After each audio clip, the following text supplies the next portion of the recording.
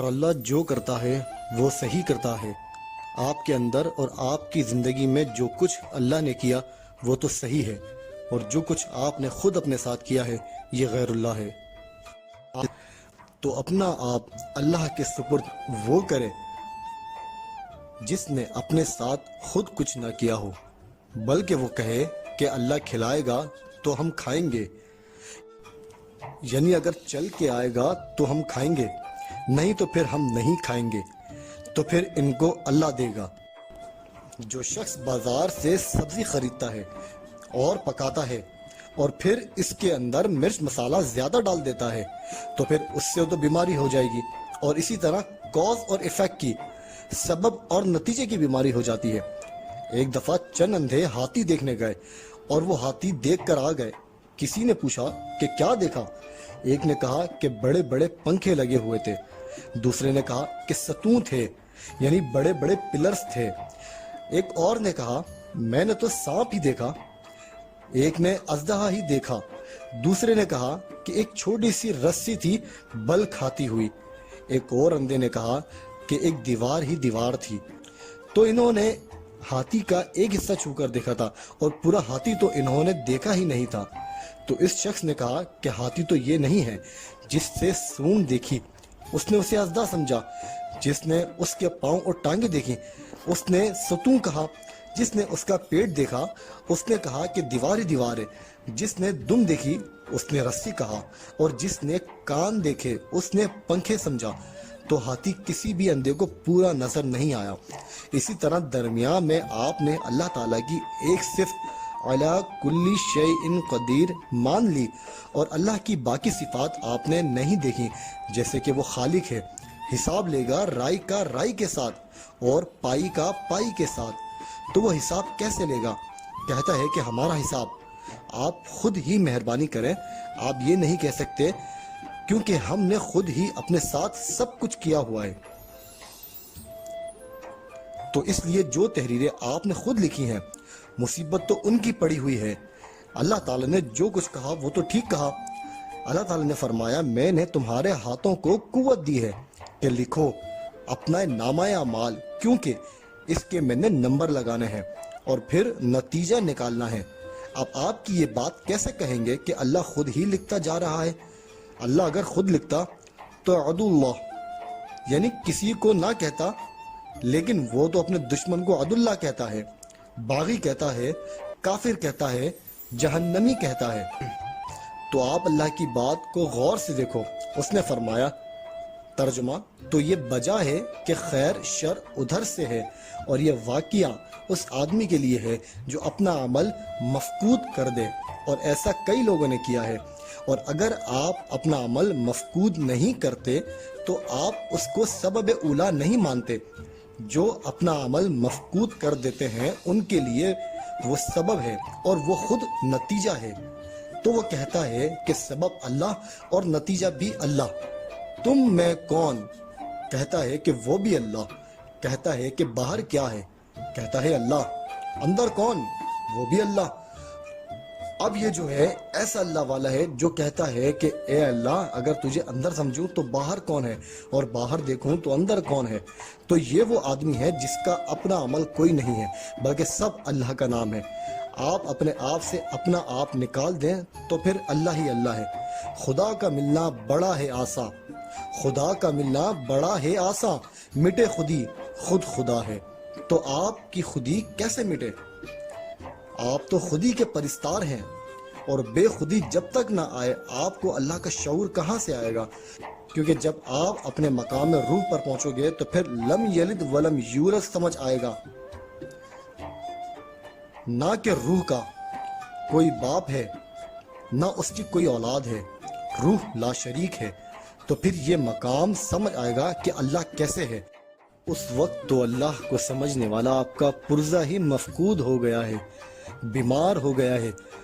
مطلب یہ ہے کہ شکل آئینے میں دیکھنی ہے اور آئینہ دھندلا گیا ہے یا کجلا گیا ہے، اس لیے آپ کو وہ بات سمجھ نہیں آتی ہے۔ اگر طوطا اللہ اللہ کرتا جائے، اللہ کا ذکر کرتا جائے تو پیرٹ ول ریمین پیرٹ، طوطا تو طوطا ہی رہے گا۔ یہ تو ایک شعور کی داستان ہے۔ آپ اللہ تعالیٰ کو اس کے احکامات کے مطابق سمجھنے کی کوشش کریں کہ اللہ تعالیٰ نے فرمایا ہے۔ آپ اللہ تعالیٰ کا فنکشن دیکھو کہ وہ فرماتا ہے میں اور میرے فرشتے درود بھیجتے ہیں۔ کیا اسے کہہ سکتا ہے کہ یا اللہ آپ تو علی کل شیء قدیر ہیں، آپ درود کیوں بھیجتے ہیں؟ یہ ایک فنکشن ہے، اور اگر آپ صاحب درود کے قریب ہو جائیں تو پھر آپ کو بات سمجھ آئے گی۔ جو آدمی اللہ کی محبت میں گرفتار ہونا چاہتا ہے حضور پاک صلی اللہ علیہ وآلہ وسلم کی محبت کے بغیر، تو ایسا آدمی گمراہی کی تیاری کر رہا ہے۔ بس یہ آسان سی بات ہے، جو حضور پاک صلی اللہ علیہ وآلہ وسلم کی طرف رجوع کرتا ہے بغیر حضور صلی اللہ علیہ وآلہ وسلم کے فالوور کو مانتے ہوئے، آپ صلی اللہ علیہ وآلہ وسلم کے کسی بندے کو مانے بغیر، وہ بھی اس تیز رفتاری میں کہیں ٹھوکر کھا جائے گا، تو اللہ کا ملنا بڑا آسان ہے۔ اور اس لیے کہتے ہیں کہ اللہ تیری پیشانی کے اندر ہے، سجدے کے اندر ہے، تو اللہ تعالیٰ وسیلہ در وسیلہ اور وسیلہ جمیلہ کے سبب کے ساتھ تعلق رکھتا ہے۔ اس لیے دور کی چھلانگیں نہیں مارنی چاہیے۔ مثلا یہ کہ اس وقت اللہ کیا کر رہا ہے، میرا خیال ہے کہ آپ کے علاوہ بھی اس کو بہت کام ہے۔ کیا آپ کو اس کے علاوہ کوئی اور کام ہے؟ ماننے والا کہتا ہے کہ میری جیسی تو تیری کائنات کے اندر بڑی مخلوق ہے، اور اے اللہ میرا خیال ہے کہ آپ جیسا تو اور کوئی نہیں ہو سکتا، بس اتنا ہی فرق ہے۔ تو وہ کیا کر رہا ہے؟ اس کو اور بھی کام ہے۔ بندہ کہتا ہے کہ تجھے ساری دنیا عزیز ہے اور میری دنیا میں تیرے علاوہ کچھ بھی نہیں ہے، اس لیے آپ اپنے تصور کو درست کریں۔ تو آپ کا اللہ کا تصور درست ہونا چاہیے۔ تصور یہ ہے کہ وہ علی کل شیء قدیر ہے، ہر شے پر قادر ہے۔ تو کیا آپ نے اپنا آپ اس کے سپرد کر دیا؟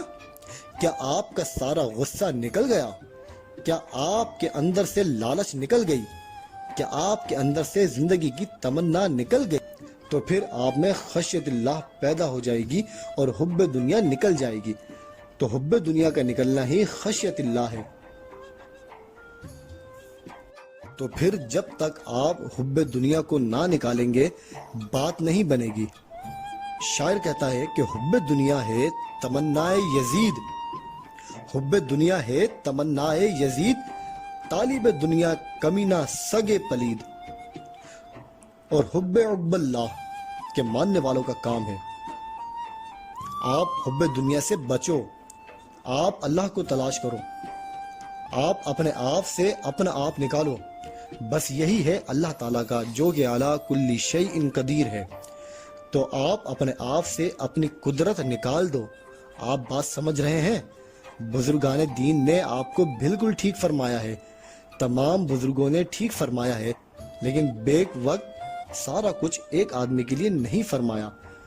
قرآن کریم ہدایت ہے کہ سارا قرآن ایک آدمی کے لیے نہیں ہے، کیونکہ کافروں کے لیے تو اس میں کچھ اور ہے۔ مثلا سزا کے طریقے لکھے ہوئے ہیں، جیسے کہ دوزخ ہوگی اور اس میں کھولتی ہوئی آگ ہوگی۔ آپ بتاؤ دوزخ کن کے لیے ہوگی؟ یہ نہ کہنا کہ لگتا ہے اپنے لیے ہے۔ یہ کہاں لکھا ہے کہ یہ مومن کے لیے ہے؟ یہ کہاں لکھا ہے کہ یہ مومن کے لیے ہے؟ عذاب تو منکر کے لیے ہے، کافر کے لیے ہے اور منافق کے لیے ہے۔ ہم نہ منکر، نہ کافر اور نہ منافق ہیں۔ ہم کمزور مسلمان ہو سکتے ہیں لیکن ہمارا راستہ صحیح ہے، لہذا ہمارا دوزخ کے ساتھ کیا تعلق؟ تو جو آدمی ڈرتا جا رہا ہے اس کے پیٹ میں چوری کا مال ہے، اس لیے وہ ڈر رہا ہے۔ ہم تو سارے خوشی خوشی جا رہے ہیں، اللہ کے محبوب صلی اللہ علیہ وآلہ وسلم کے گھر جا رہے ہیں اور اللہ کے گھر میں دیدار کرنے جا رہے ہیں۔ تو آپ کیوں ڈرتے جا رہے ہیں؟ کہتا ہے کہ مجھے خانہ کعبہ سے ڈر لگتا ہے۔ تو جیب میں جو کچھ ہے اسے باہر نکال دو۔ اگر چوری کا مال تیری جیب میں ہے، یتیم کا مال تیرے پاس ہے، تو ڈر تو ہوگا۔ ڈر اسی کو ہوتا ہے جو سمجھتا ہے کہ اگر اللہ نے مجھے پہچان لیا کہ میں تو وہی ہوں، تو اللہ تو پہچان لیتا ہے۔ اس لیے سب سے پہلے اپنا دامن صاف کرو، پھر آپ کو خوف نہیں ہوگا۔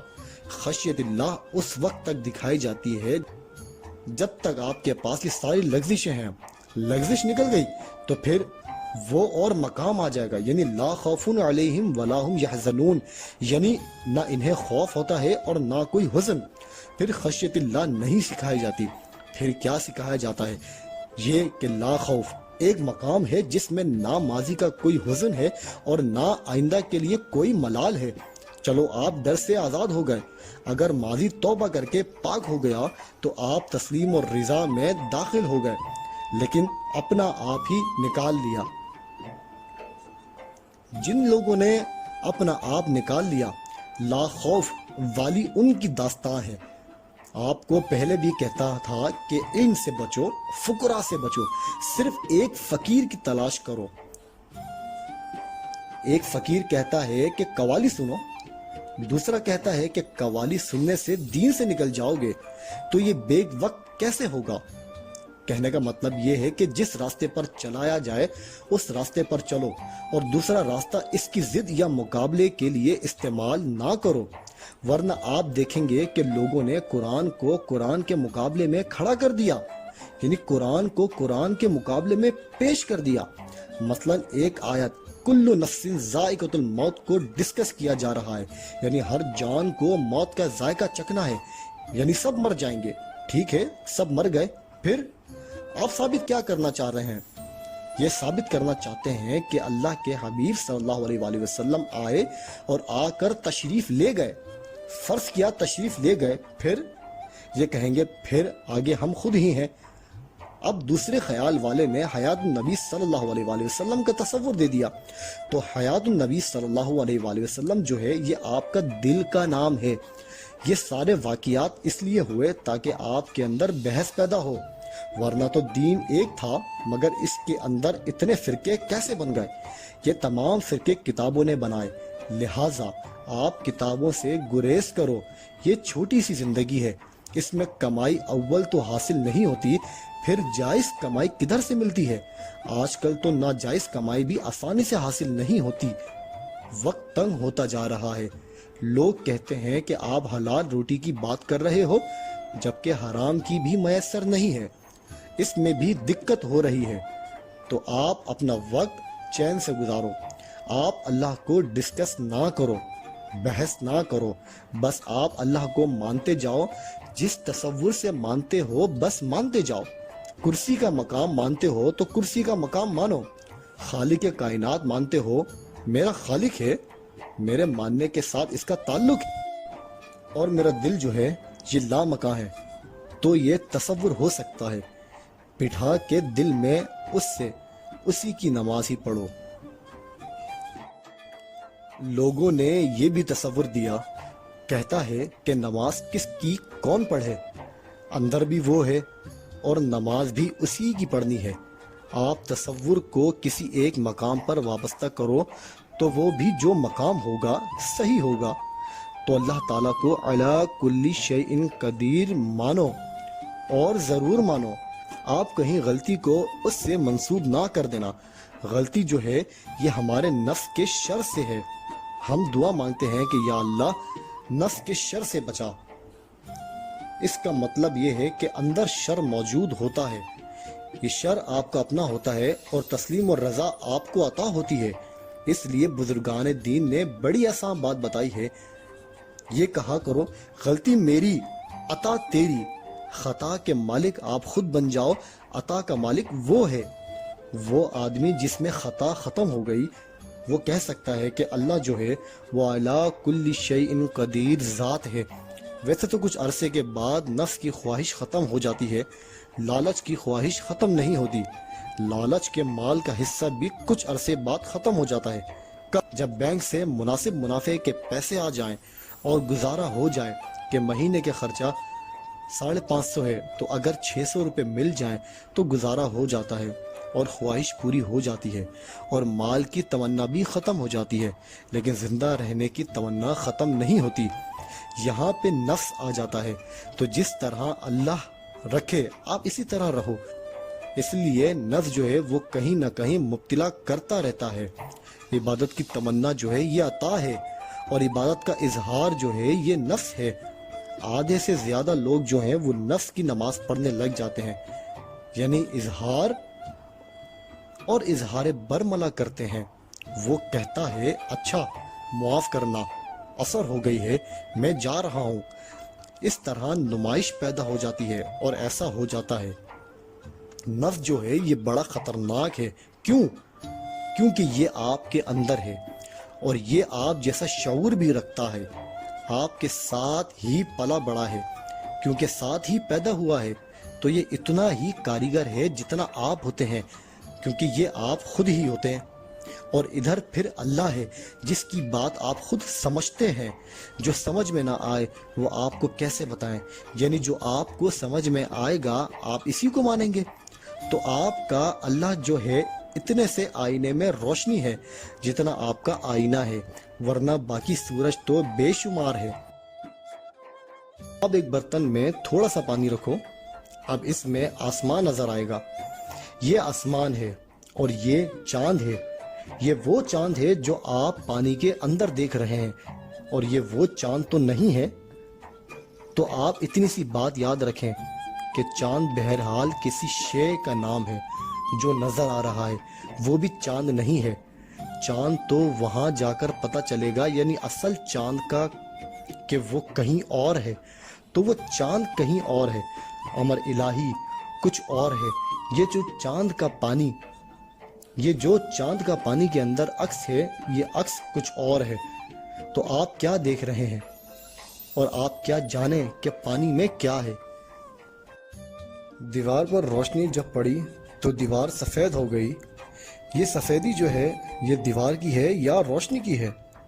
جو آپ کے دل میں نور الہی ہے یہ دین کی تمنا ہے، یہ اس کا اپنا پر تو ہے، وہ خود تو نہیں۔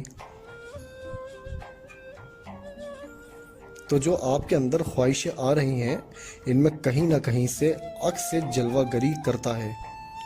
اب آپ یہ دیکھیں کہ یہ کیا ہے۔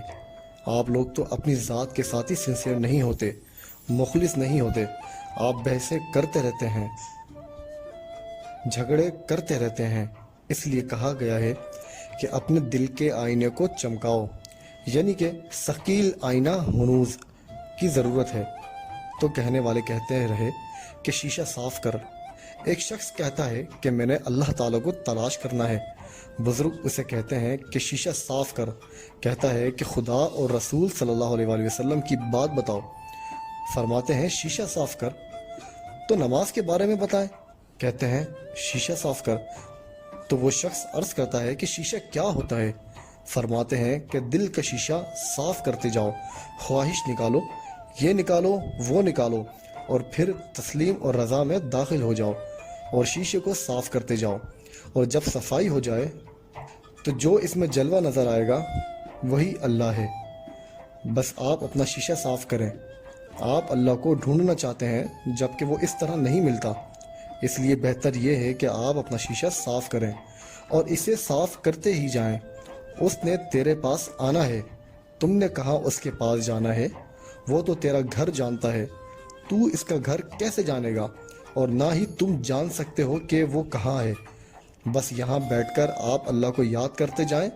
آپ یاد کا چراغ جلا کر بیٹھیں، دیا جلائیں تو وہ خود بخود آئے گا۔ ایک شخص اللہ تعالیٰ کو تلاش کرنے ایک شہر سے دوسرے شہر چلا گیا۔ ایک درویش راستے میں ملا، پوچھا کہ کہاں جا رہے ہو؟ کہتا ہے کہ اللہ کی تلاش میں ادھر جا رہا ہوں۔ وہ درویش کہتے ہیں کہ ادھر کے اللہ کو میرا سلام کہنا۔ اس نے کہا کہ ادھر کا اللہ کوئی اور ہے؟ تو درویش کہنے لگا تو ہی کہتا ہے کہ ادھر کا اللہ اور ہے، کیونکہ تو اس شہر کو چھوڑ کر کسی اور شہر میں جا رہا ہے۔ اب اللہ کی تلاش میں جانے والا بندہ جہاں سے جا رہا ہے وہ بتائے کہ وہاں اللہ ہے کہ نہیں، جہاں سے وہ نکل رہا ہے۔ اگر وہاں بھی اللہ ہے تو پھر تو کس کو چھوڑ کر کس کے پیچھے جا رہا ہے؟ اس کو تو چھوڑ کے جا رہا ہے وہ تو اللہ نہیں رہا، تو پھر تمہارے اندر شرک پیدا ہو گیا، کیونکہ تم اللہ کو نکال کر اللہ کی تلاش کرنے جا رہے ہو۔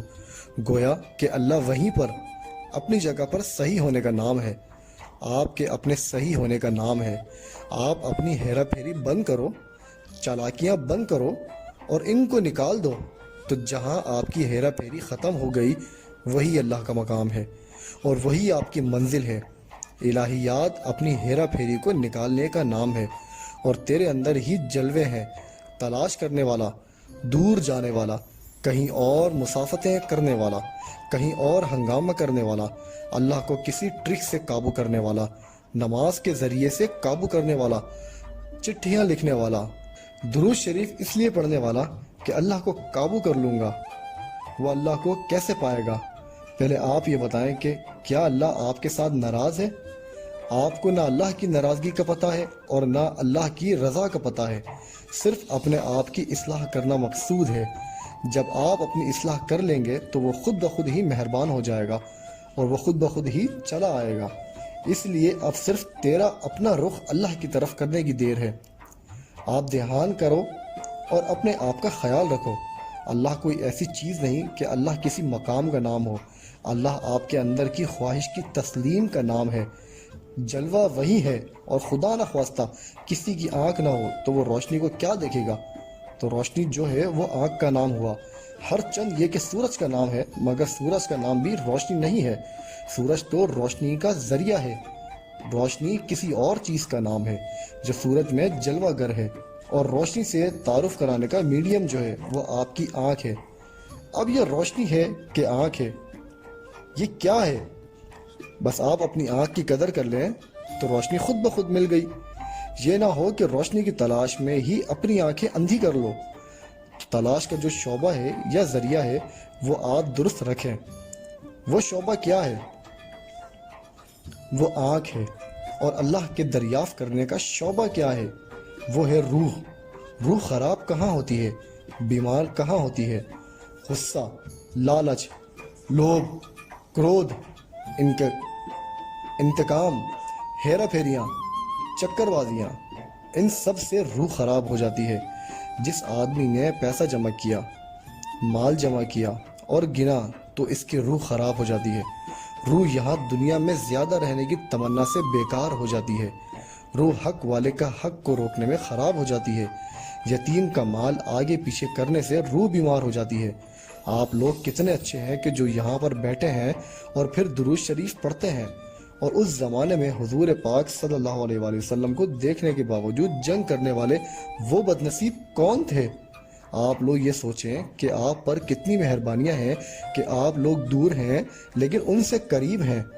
اسی مہربانی کا شکریہ ادا کرتے جائیں کہ آپ دور رہ کر بھی قریب ہیں، یعنی تاریخ کے زمانے کتنے دور ہیں اور اللہ تعالیٰ نے آپ پر کتنے قرب عطا فرمائے ہیں، اور اس کا شکریہ ادا کرتے کرتے تھک جائیں گے۔